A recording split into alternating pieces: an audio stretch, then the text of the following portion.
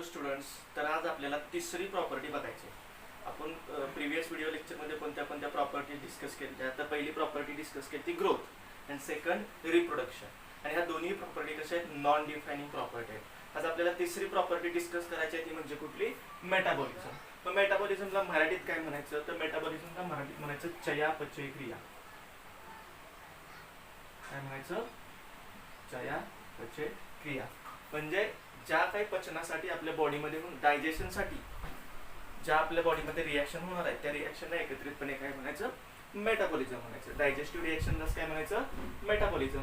पण ते रिॲक्शन दोन प्रकारचे असू शकतात. एक कुठली रिॲक्शन असणार आहे की वेगवेगळे घटक एकत्र येऊन एक मोठा घटक तयार होणार आहे, आणि दुसरी रिॲक्शन याच्या विरुद्ध असणार आहे. एक मोठा घटक कट केल्यानंतर वेगवेगळं लहान घटक तयार होणार आहेत. ह्या दोनच प्रकारच्या रिॲक्शन असणार आहेत.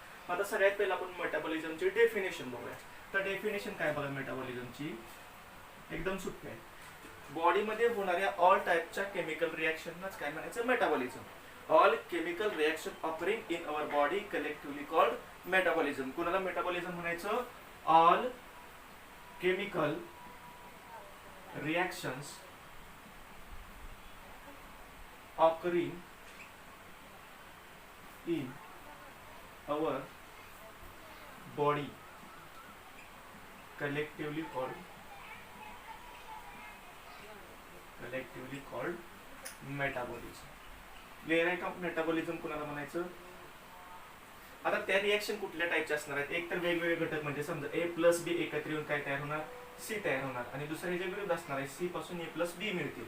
म्हणजे ए अधिक बी पासून सी मिळाला, म्हणजे सीचं इथं काय झालं? या ए आणि बी एकत्र आल्यामुळे कन्स्ट्रक्शन झालं. आणि सी पासून ए प्लस बी मिळालं, म्हणजे या सीचं काय झालं? एक घटक होता, त्याचं अनेक घटक, म्हणजे आता इथं आपण दोन दाखवले, असं दोन अनेक घटक तयार होतात. म्हणजे तिथं काय झाले? डिस्ट्रक्शन झाले. मग आपल्या बॉडीमध्ये टू टाइप्स ऑफ रिॲक्शन नेहमी ऑकर होत असतात. एक म्हणजे कन्स्ट्रक्टिव्ह रिॲक्शन आणि दुसरं म्हणजे डिस्ट्रक्टिव्ह रिॲक्शन. आता मेटाबॉलिझम, आपल्याला मेटाबॉलिझमचे टाइप्स बघायचं. मेटाबॉलिझमचे टाइप्स कुठले आहेत? दोन टाइप्स आहेत. एक म्हणजे कुठलं? ॲनाबॉलिझम, आणि दुसरं म्हणजे कुठलं? कॅटाबॉलिझम. त्याच्या आधी आपण मेटाबॉलिझम डिफाइनिंग आहे का नाही हे ठरवूया. मग मला सांगा, मेटाबॉलिझम ऑल लिव्हिंग ऑर्गॅनिझम मध्ये होणार आहे का? तर याचं उत्तर आहे यस. ऑल लिव्हिंग ऑर्गॅनिझम मध्ये मेटाबॉलिझम होत असतं. आणि सगळ्या जे नॉन लिव्हिंग ऑर्गॅनिझम आहे त्यांच्यामध्ये मेटाबॉलिझम व्हायची काय गरज आहे का? त्यांचं डायजेशन होणार आहे का? त्यांचं न्यूट्रिशन होणार आहे का? ते होत नसल्यामुळे त्यांच्यामध्ये मेटाबॉलिझम होत नाही. पण metabolism takes place in all living organism and as well as metabolism is absent in all non living organism. म्हणजे जे डिफाइनिंग प्रॉपर्टीसाठी आपण जे काल दोन क्रायटेरिया बघितलं होतं, ते दोन्हीचे दोन्ही क्रायटेरिया ही सिस्टीम काय करते? ही प्रॉपर्टी काय करते? फॉलो करते. मग दोन्ही क्रायटेरिया फॉलो केलं तर मेटाबॉलिझम कुठली प्रॉपर्टी असणार आहे? Defining property. मेटाबॉलिझम काय आहे? Defining property. Defining property. Clear आहे का सगळ्यांना? का डिफाइनिंग प्रॉपर्टी आहे समजलं? आता बघा, ॲनाबॉलिझम म्हणजे काय आणि कॅटाबॉलिझम म्हणजे काय?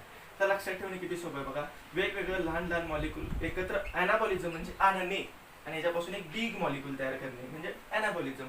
दुसरं कॅटाबॉलिझम किती सोपं आहे बघा. एक असा बिग मॉलिक्यूल आहे, ह्याला कॅटाबॉलिझम म्हणजे कट करायचं. कॅटा करायचं म्हणजे कट करायचं. याला कट केल्यापासून ह्याच्या काय होणार आहे? लहान लहान स्मॉल मॉलिक्यूल्स तयार होणार आहे. मग इथं काय झालं? स्मॉल मॉलिक्यूल्स पासून एक बिग मॉलिक्यूल तयार झाला. म्हणजे ह्या बिग मॉलिक्यूलचं काय झालं? कन्स्ट्रक्शन झालं. काय झालं? कन्स्ट्रक्शन. आणि हे बिग मॉलिक्यूल डिस्ट्रॉय झाल्यानंतर स्मॉल मॉलिक्यूल्स तयार झालं, म्हणजे काय झालं? डिस्ट्रक्शन. मग क्वेश्चन काय असतो बघा, ॲनाबॉलिझमला काय म्हणायचं? कॅटाबॉलिझमला काय म्हणायचं? मग ॲनाबॉलिझमला काय म्हणायचं? Constructive reaction. ॲनाबॉलिझमला म्हणून काय म्हणणार? Constructive reaction. आणि कॅटाबॉलिझमला काय म्हणणार मग? Destructive reaction. ह्या रिॲक्शन कुठे होणार आहेत? लिव्हिंग ऑर्गॅनिझमच्या बॉडीमध्ये. कन्स्ट्रक्शन आणि डिस्ट्रक्टिव्ह रिॲक्शन सातत्यानं लिव्हिंग ऑर्गॅनिझमच्या बॉडीमध्ये काय होत असणार आहेत? होत असणार आहेत. क्लिअर आहे का सगळ्यांना? आता बघा, मेटाबॉलिझम होण्यासाठी सगळ्यात इम्पॉर्टंट काय? तर एक लिव्हिंग बॉडी असणं गरजेचं आहे. म्हणजे त्याच्याभोवती सेल असणं गरजेचं आहे. म्हणजे सेल्युलर ऑर्गनायझेशन असणं गरजेचं आहे. म्हणून इथंच बघताना आपल्या एनसीईआरटी फक्त एकच लाईन दिल्या, cellular organisation is also defining property. Clear आहे का सगळ्यांना? आता दुसरं बघायचं आपल्याला काय? आता ही मेटाबॉलिक रिएक्शन ही कुठं होत होती?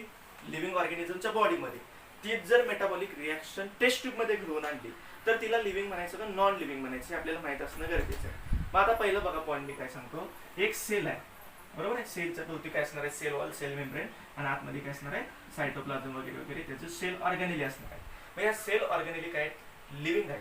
हे सेल मेम्ब्रेन काढून ह्याच्यामध्ये जे मटेरियल होतं ते मी काय केलं, ह्या टेस्ट ट्यूब मध्ये पोर केलं, आणि ह्या टेस्ट ट्यूब मध्ये मी ती रिॲक्शन घडवून आणली.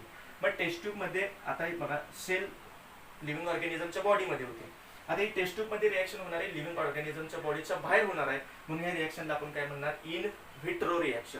ज्या रिॲक्शन बॉडीमध्ये होतात त्यांना म्हणायचं इन विवो रिॲक्शन, आणि ज्या बॉडीच्या बाहेर होतात त्यांना म्हणायचं in vitro reaction.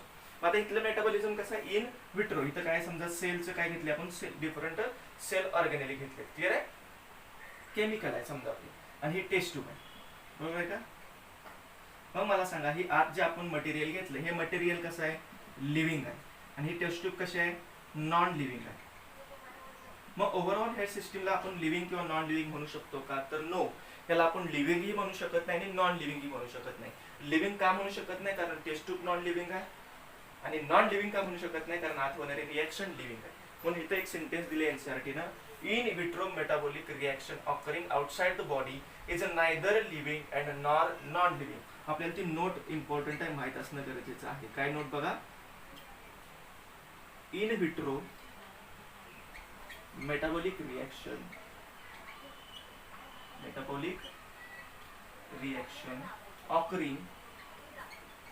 occurring outside body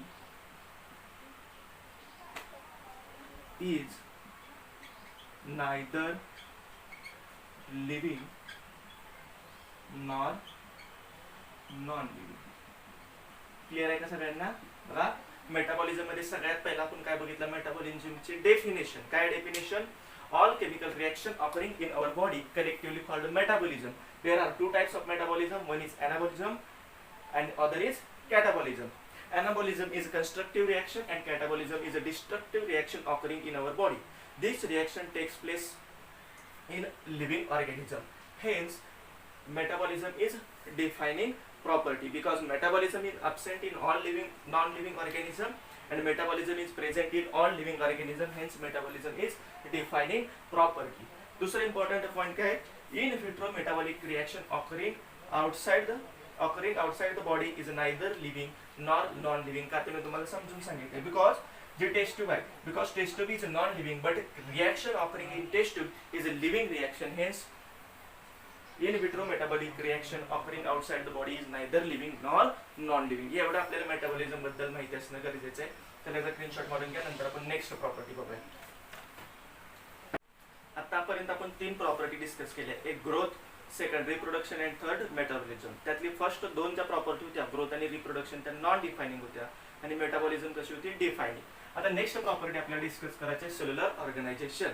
तर मगाशीच मी तुम्हाला सांगितलं होतं की cellular organisation is a defining property, because metabolism होण्यासाठी सेल्युलर ऑर्गनायझेशन गरजेचं आहे. मग मेटाबॉलिझम जर डिफायनिंग प्रॉपर्टी असेल तर सेल्युलर ऑर्गनायझेशन सुद्धा काय असणार आहे, डिफायनिंग प्रॉपर्टी असणार आहे. एवढंच आपल्याला इथं लक्षात ठेवणं गरजेचं आहे.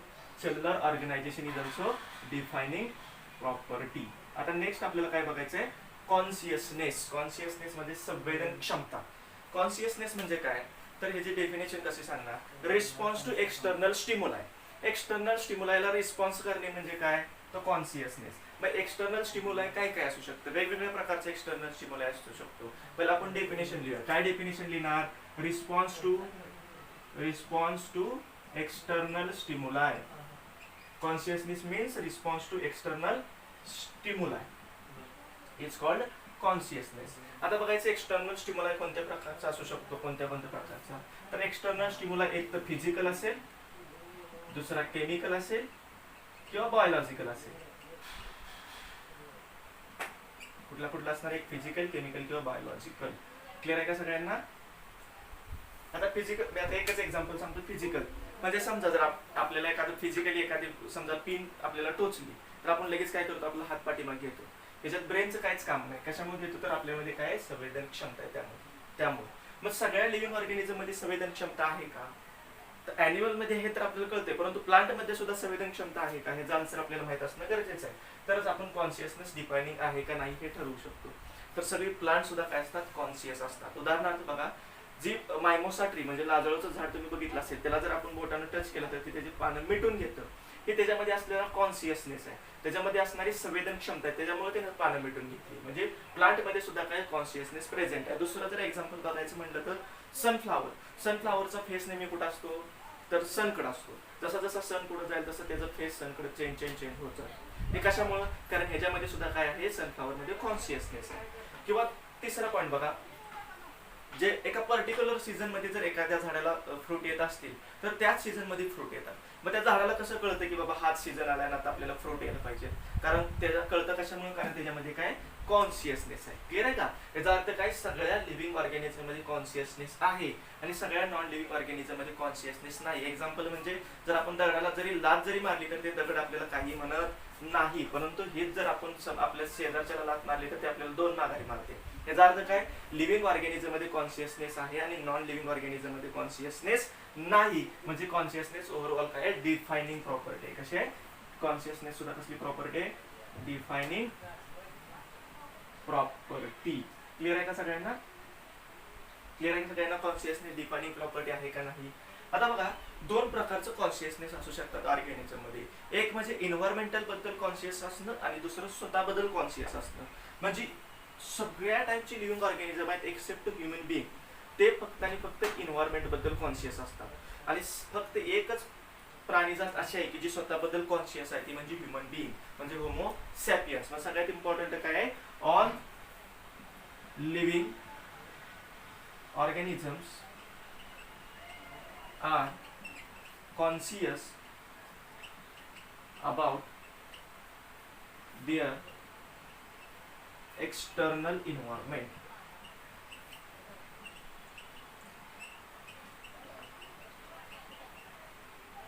एक्सेप्ट काय, आपण सुद्धा एक्सटर्नल इन्व्हायरमेंट बद्दल कॉन्शियस आहेच. क्लिअर आहे का? आपल्यालाही कळतं, ऊन लागतं, सावली लागते, म्हणजे पावसाळ्याला कळतं, सगळं कळतं, म्हणजे आपण सुद्धा इन्व्हायरमेंट बद्दल कॉन्शियस आहे. परंतु सगळ्यात इम्पॉर्टंट काय, जे ह्युमन बिईंग्स आहेत ते काय, स्वतःबद्दल कॉन्शियस आहे, त्याच्यामध्ये सेल्फ कॉन्शियसनेस आहे. त्यांना आपल्या स्वतःची जाणीव आहे, भविष्यात काय करायचं हे आपल्याला जाणीव आहे. तशी प्राण्यांमध्ये जाणीव नसते. गाढवाला असं वाटत नाही भविष्यात मी डॉक्टर व्हावं, आपल्यालाच वाटतं भविष्यात डॉक्टर व्हावं, म्हणजे आपल्यामध्ये सेल्फ कॉन्शियस आहे, गाढवामध्ये सेल्फ कॉन्शियस नाही. क्लिअर आहे का? सेल्फ कॉन्शियस असं लिहिण्यापेक्षा आपण असं लिहा, only human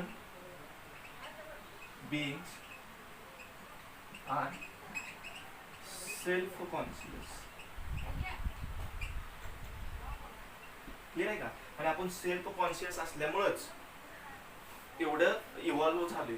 human beings self conscious असल्यामुळेच एवढं इव्हॉल्व्ह ॲनिमल आहे. क्लिअर आहे का सगळ्यांना? मग आता नंतर जे आपल्या एनसीईआरटी एक क्वेश्चन दिलंय, काय क्वेश्चन देण्याची आपण एक नोट बघूया. काय नोट आहे बघा. आता बघा एनसीईआरटी काय म्हणते बघा, जे सीजनल ब्रीडर्स आहेत, सीजनल ब्रीडर्स म्हणजे काय, ज्यांना फक्त त्यांचं ब्रीडिंग सीझन मध्येच होतं, आणि एक दुसऱ्या प्रकारचं ब्रीडर असतात त्यांना म्हणायचं कंटिन्युअस ब्रीडर. त्यांचं ब्रीडिंग कंटिन्युअस असतं. उदाहरणार्थ बघा, जर ह्युमन बिईंग येतं तर कंटिन्युअस ब्रीडर आहे, कारण का जानेवारी पासून डिसेंबर पर्यंत सगळ्यांचं बर्थडे सगळ्या महिन्यात येतात, बरोबर का? त्यामुळे ह्युमन बिईंग कसं आहे, कंटिन्युअस ब्रीडर आहे. ऑल टाइम त्यांच्यामध्ये रिप्रोडक्शन ब्रीडिंग होत असतं. परंतु काही जर ऑर्गॅनिझम घेतलं ती फक्त सीजनल ब्रीडर आहेत. एक्झाम्पल मँगोला काय होणार आहे, फक्त समर सीझन मध्येच मँगो लागतात. ह्याचा अर्थ मँगो काय आहे, तर सीजनल ब्रीडर आहे. वेगवेगळे असं जे प्राणी आहेत ते प्राणी सुद्धा काय सीजनल ब्रीडर आहेत. क्लिअर आहे का? मग सीजनल ब्रीडर जे प्लांट्स आणि ॲनिमल्स आहेत त्यांना फोटो पिरियड अफेक्ट करतं. फोटो मीन्स लाईट आणि पिरियड म्हणजे इंटेन्सिटी किंवा ड्युरेशन. मग लाईटची इंटेन्सिटी ड्युरेशन काय करते, जी सीजनल ब्रीडर्स आहेत बोथ प्लांट्स आणि ॲनिमल्स मधलं त्यांना काय करतं, अफेक्ट करतं. क्लिअर आहे का सगळ्यांना? मग ते आपल्याला लाईन माहित असणं गरजेचं आहे. Photo period affects seasonal breeders in both plants and animals. Plant आणि ॲनिमल मध्ये जे काही सीजनल ब्रीडर आहेत त्यांना अफेक्ट करायचं काम कोण करतं, फोटो पिरियड. क्लिअर आहे का सगळ्यांना? आता बघा एनसीईआरटी मध्ये आपल्याला एक क्वेश्चन विचारलाय. काय क्वेश्चन विचारलाय, तर जर ब्रेन डेड पेशंट म्हणजे कोमा पेशंट, त्याला आपण लिव्हिंग म्हणायचं का नॉन लिव्हिंग म्हणायचं? क्वेश्चन काय बघा, समजून घ्या व्यवस्थित. ब्रेन डेड जो पेशंट आहे ह्याला लिव्हिंग म्हणायचं का नॉन लिव्हिंग म्हणायचं? ह्याचा आन्सर आता कसं सांगायचं बघा. बघा त्याच्यामध्ये मेटाबॉलिझम तर होत असणार आहे, त्याशिवाय तो जिवंत म्हणजे त्याची बॉडी टिकून राहिली नसती.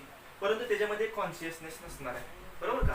त्याच्यामध्ये जर कॉन्शियसनेस असता तर त्याला सगळं आजूबाजूचं जाणवलं असतं. कोमा पेशंट बघा एकसारखं टकला आणि एकीकडेच बघत असतात, त्यांच्यामध्ये अजिबात कॉन्शियस नसतो. त्यांना चिमटा काढा, काही करा, पेन टोचवा, त्यांना काही फरक पडत नाही, कारण त्यांच्यामध्ये कॉन्शियसनेस नाही. परंतु मेटाबॉलिझम प्रेझेंट आहे त्यांच्यामध्ये. क्लिअर आहे का?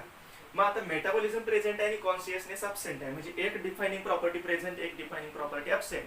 आता याला लिव्हिंग म्हणायचं का नॉन लिव्हिंग म्हणायचं? तर याचा आन्सर आपण सांगू शकत नाही. It is not defining. आपण त्याला लिव्हिंग सुद्धा म्हणू शकत नाही आणि नॉन लिव्हिंग सुद्धा म्हणू शकत नाही. क्लिअर आहे का सगळ्यांना?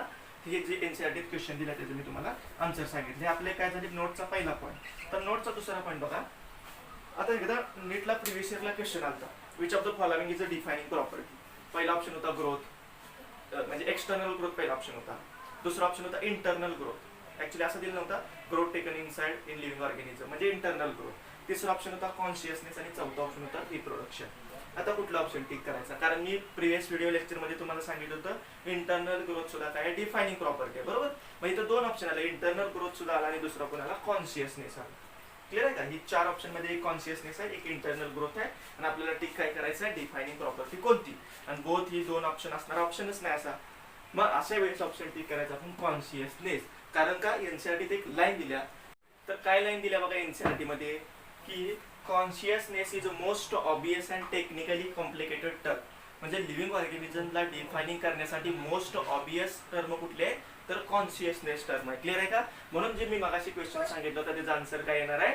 कॉन्शियसनेस. आता आपण तो पॉइंट लिहा. Consciousness is most obvious and technically complicated term. Clear आहे सगळ्यांना? मग आता याचा ज्यावेळेस आपल्याला क्वेश्चन येईल त्या क्वेश्चनवरती डिपेंड असणारे आन्सर काय द्यायचं. समजा असा क्वेश्चन आला, which of the following is a defining property. First option आहे एक्सटर्नल ग्रोथ, सेकंड आहे इंटरनल ग्रोथ, थर्ड आहे कॉन्शियसनेस आणि लास्ट आहे बोथ बी अँड सी. त्यावेळेस आपल्याला ऑप्शन टी कुठला करायचा आहे? Both B and C. पण क्वेश्चन असा आला, which of the following is a defining property. पहिला ऑप्शन दिलाय external growth, internal growth, consciousness आणि डी ऑप्शन आहे रिप्रोडक्शन. त्यावेळेस आपल्याला टिक कुठला करावा लागणार? कॉन्शियसनेस. इंटरनल ग्रोथला टिक करून चालणार नाही. का टिक करून चालणार नाही? कारण एनसीईआरटी काय म्हणते? Consciousness is a most obvious and technically complicated term. Clear आहे का सगळ्यांना?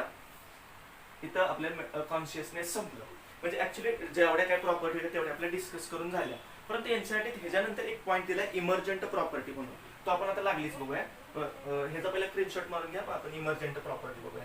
आपला प्रॉपर्टी जो पॉईंट होता पहिला, जे आपला चॅप्टरचा फर्स्ट हाफ होता तो संपेल प्रॉपर्टीचा. ह्याचा पहिला स्क्रीनशॉट मारून घ्या. मारला चला ह्याचा स्क्रीनशॉट.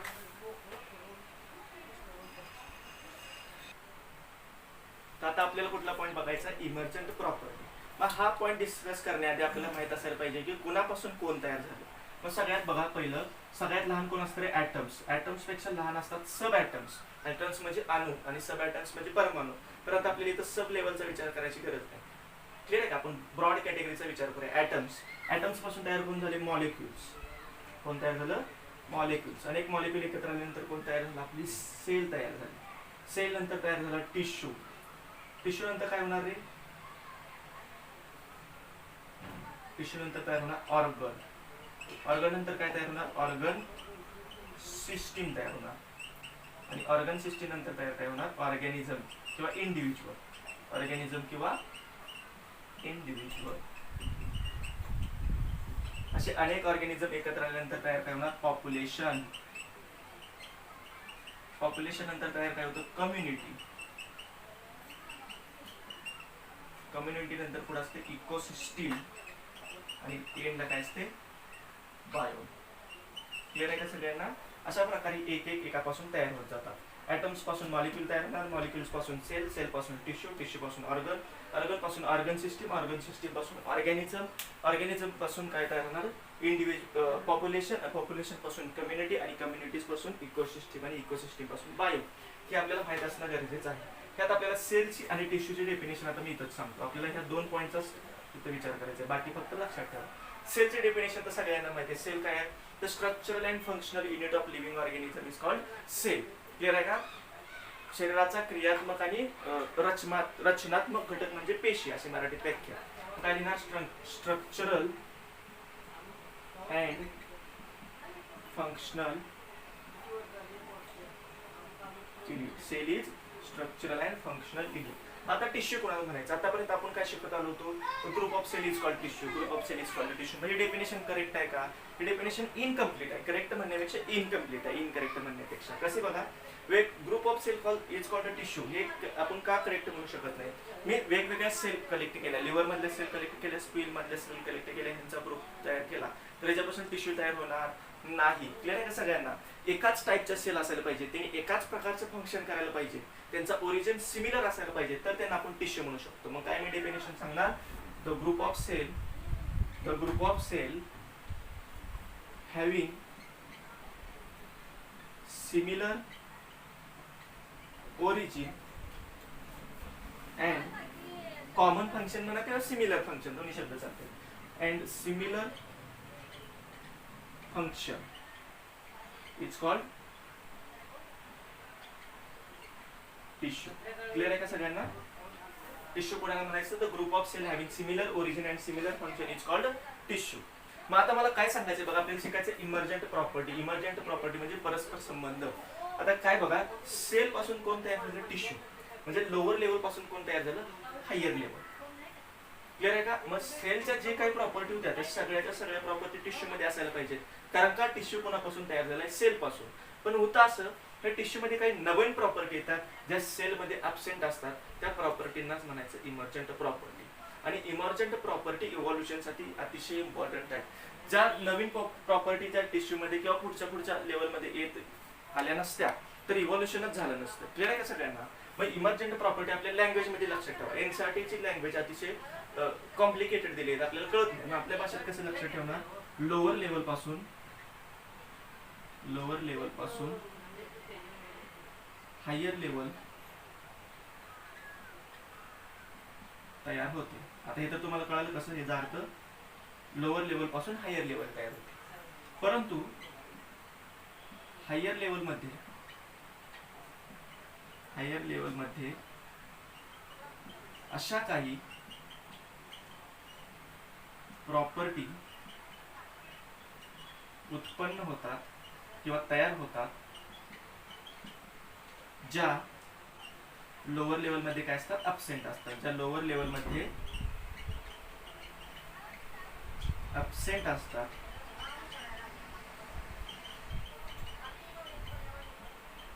अशा प्रॉपर्टींना काय म्हणायचं? इमर्जंट प्रॉपर्टी म्हणायचं. अशा प्रॉपर्टींना इमर्जंट प्रॉपर्टी म्हणतात. क्लिअर आहे का सगळ्यांना? कुणाला इमर्जंट प्रॉपर्टी म्हणायचं? लोअर लेवल पासून हायर लेवल तयार होते आणि हायर लेवल मध्ये अशा काही प्रॉपर्टी असतात की ज्या लोअर लेवल मध्ये ऍबसेंट आहे.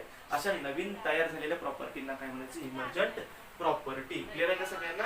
आता तुम्ही जर ते एनसीईआरटीचा जो पॅराग्राफ वाचला तर तुम्हाला कळेल. हे जर माहित नसेल आणि एनसीईआरटीचा पॅराग्राफ वाचायला गेला तर काही कळत नाही, अतिशय कॉम्प्लिकेटेड पॅराग्राफ. क्लिअर आहे का सगळ्यांना? त्याचा स्क्रीनशॉट मारून द्या. अशा प्रकारे आपला जो पहिला हाफ होता प्रॉपर्टीचा तो सगळा हाफ संपलेला आहे चॅप्टरचा. आता नेक्स्ट आपल्याला काय बघायचं आहे? टॅक्झॉनॉमी आणि सिस्टमॅटिक्स, क्लासिफिकेशन. जर डिलीट झालेल्या सिलेबस नुसार जर आपण शिकवत गेलो तर टॅक्झॉनॉमी, सिस्टमॅटिक्स हे सगळं कट झाले. परंतु आपल्याला त्या सिलेबस नुसार न जाता आपल्याला काय करायचं आहे? सगळं टॉपिक डिस्कस करायचं आहे. जो डिलीट झालेला सिलेबस आहे तो फक्त नीट 2021 साठी ऍप्लिकेबल आहे. नीट 2022 आणि 2023 मध्ये, म्हणजे आता जे 11वीत आहे ते 2023 ला डेट देणार, जे 12वीत आहे ते 2020 ला देणार, 2022 ला देणार. त्यांच्यासाठी हा सिलेबस ऍप्लिकेबल नाही, त्यामुळे त्यांनी जास्त खुश व्हायची गरज नाही. त्यांनी पूर्ण डिटेल सिलेबसचा स्टडी करणं गरजेचं आहे. क्लिअर आहे का सगळ्यांना? त्यामुळे मी जे शिकवते ते मी फुल शिकवणार, डिलीटेड सिलेबस किंवा रिड्युस्ड सिलेबस नुसार शिकवणार नाही. क्लिअर आहे का सगळ्यांना? जर स्क्रीनशॉट मारून घ्या. व्हिडिओ आवडला तर लाईक करा, आपल्या चॅनलला सबस्क्राईब करा. All the best, thank you. आता जॉईन